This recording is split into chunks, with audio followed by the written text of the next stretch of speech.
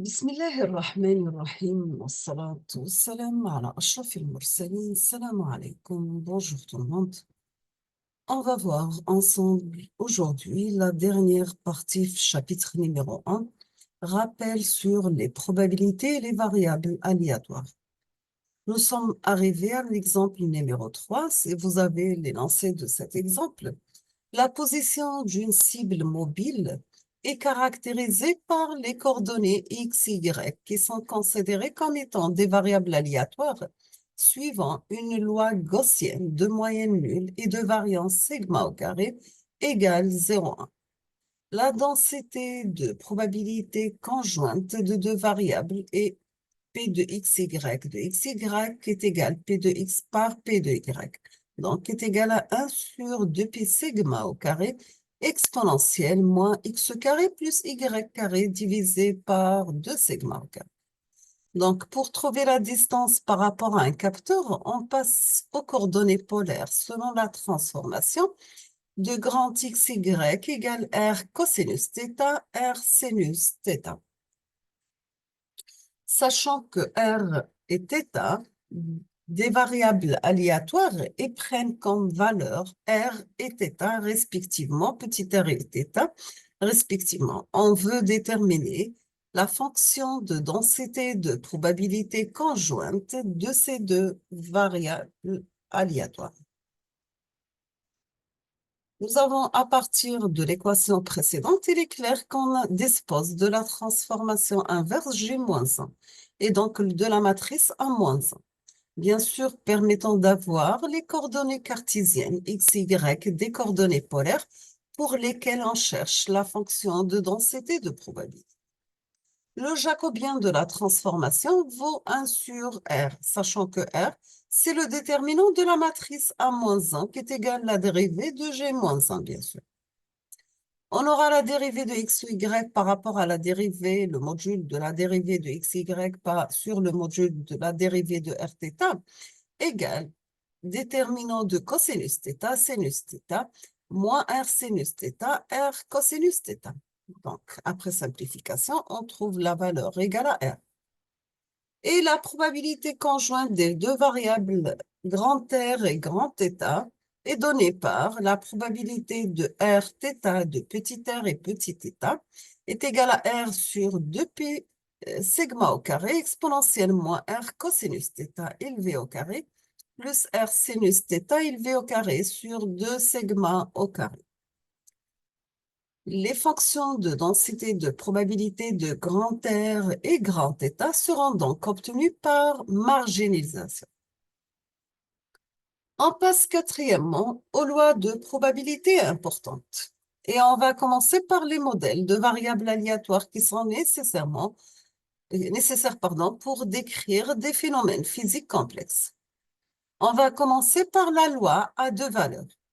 Nous avons la variable aléatoire x peut prendre deux valeurs a et b avec des probabilités respectives p de a et p de b, sachant que la somme des probabilités p de a et p de b égale à 1. Et la densité de probabilité est donnée par px de x égale la probabilité de a, sigma Dirac de x moins 1, plus la probabilité de b, Dirac de x moins b. Dirac, c'est la fonction Dirac, bien sûr. La fonction de répartition est donnée par f de x égale probabilité de a par l'échelon de x moins 1 plus la probabilité de b par l'échelon de x moins b. U, c'est l'échelon unitaire, bien sûr. Les moments sont tels que m de n, c'est un intégral entre moins l'infini à plus l'infini de xn par p de xx dx, donc est égal a d'ordre n par la probabilité p de a plus b d'ordre n par la probabilité de b. Et on aura dans ce cas la fonction caractéristique s'écrit comme phi x de oméga égale l'espérance de exponentielle g oméga x égale à l'intégrale entre moins l'infini à plus l'infini de exponentielle g oméga x par p de x dx. Donc, tout simplement, on aura l'exponentielle g oméga a par la probabilité de a plus exponentielle g oméga b par la probabilité p de b. On passe maintenant à la deuxième loi, c'est la loi binomiale. Si vous avez un événement oméga associé à une expérience, cet événement a une probabilité P de survenir et on reproduit une fois l'expérience. Et on s'intéresse que la variable aléatoire X qui donne le nombre de succès de oméga durant les N essais. Par exemple, si vous avez une urne contient NB billes blanches et NN bulles noires, l'événement oméga est considéré comme étant le tirage d'une bille blanche. On effectue un tirage avec remise de la bille à chaque fois.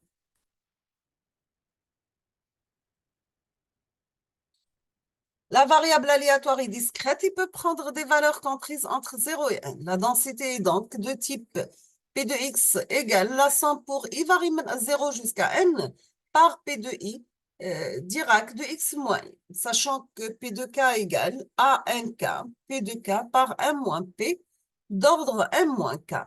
Et a n k est égal à n factoriel sur k factoriel sur n moins k factoriel. On va passer maintenant la loi de Poisson. Donc, vous avez la densité de type P de x égale la somme pour i varie de 0 à n, P de i par Dirac de x moins i, avec P de k égale lambda d'ordre k par exponentielle moins lambda sur k factoriel. Et m de x égale l'écart type élevé au carré sigma, donc c'est la variance, égale lambda. On va parler maintenant de la loi uniforme. Nous avons dans ce cas la densité de probabilité telle que 1 sur B moins 1 si vous avez x compris entre A et B, 0 ailleurs. La moyenne m de x égale a plus b sur 2 et la variance égale sigma x au carré est égale b moins a au carré sur 12. La cinquième loi, c'est la loi de Gauss, ou bien ce qu'on appelle, c'est la loi normale. Une variable aléatoire gaussienne a une densité de probabilité décrite par P de x égale 1 sur la racine carrée de 2pi sigma x au carré, exponentiellement x moins la valeur moyenne de x sur 2 sigma x au carré. On va utiliser la fonction ERFC de x égale 2 sur la racine de pi l'intégrale entre x plus l'infini de exponentielle moins t carré dt. Si nous avons deux variables aléatoires sont gaussiennes et indépendantes, la somme, c'est une variable aléatoire gaussienne et dont la moyenne et la variance sont obtenues par la somme des moyennes et des variances des deux variables aléatoires. La distribution gaussienne est la seule qui présente une équivalence entre l'indépendance et la non-corrélation. On termine avec théorème de la limite centrale. Si vous avez l'ensemble de xk, sachant que k comme varie de 1 jusqu'à grand M, une collection de variables aléatoires mutuellement indépendantes ayant la même distribution et ont des moyennes et des variances finies. Alors, la distribution de leur somme normalisée, y de m égale la somme de k varie de 1 jusqu'à m de xk moins m de y, m sur l'écart type de Ym. Elle s'approche de celle d'une variable aléatoire normale de moyenne nulle et variance unité. Donc, la variance égale à 1. Dans ce cas, bien sûr, lorsque m tend vers l'infini. On va voir ensemble dans ce tableau le résumé de lois de probabilité importantes. Donc, vous avez le nom avec la distribution ou bien la fonction de répartition, la densité de probabilité, la valeur moyenne et l'écart type. Si vous avez une loi à deux variables aléatoires A et B, vous avez la fonction de répartition est calculée par la probabilité de A, l'échelon de x moins 1, plus la probabilité de B, l'échelon de x moins B. Et la densité de probabilité, ça sera P de A Dirac de x moins 1 plus P de B Dirac de x moins B. La valeur moyenne de x, ça sera A par P de A plus B par P de B. Et donc, voici là pour la loi uniforme. La fonction de répartition égale x moins 1 sur b moins 1. Et la densité de probabilité P de x égale 1 sur b moins 1 pour x compris entre 0 et b et 0 ailleurs. La valeur moyenne de x égale à a plus b sur 2 et la variance égale à a moins b au carré sur 12. La loi normale ou bien Gauss, donc vous avez la fonction de répartition égale à 1 moins phi de x moins mu sur sigma, sachant que mu de x égale à 1 sur la racine de 2pi au carré la racine, l'intégrale de x entre x et plus l'infini, de exponentielle moins t carré sur 2 dt. La densité de probabilité égale à 1 sur 2 pi sigma carré, exponentielle x moins mu au carré sur 2 sigma au carré. La valeur moyenne de x égale à mu et l'écart type, c'est sigma. Pour Poisson, donc, vous avez la fonction de répartition, c'est une somme pour i varie de 0 à n de pi de i par l'échelon u de x moins i.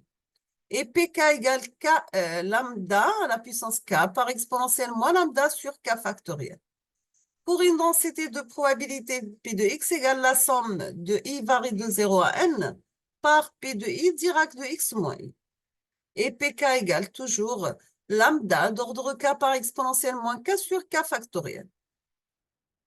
Et la valeur moyenne m de x égale sigma au carré est égale à lambda. On termine avec Rayleigh qui a comme fonction caractéristique f de x égale à 1 moins exponentielle moins x carré sur 2 lambda au carré. Pour la densité de probabilité, p de x égale r de x égale x sur alpha au carré exponentielle moins x carré sur 2 lambda au carré. La valeur moyenne est égale à alpha à la racine de pi sur 2, donc est égale 1,25, à peu près 1,25 alpha. L'écart type égale alpha par la racine de 2 moins pi sur 2 égale 0,66 alpha. On va s'arrêter ici aujourd'hui. On va entamer le chapitre numéro 2 dans la prochaine vidéo, Inch'Allah. Donc, merci beaucoup pour votre attention et à la prochaine.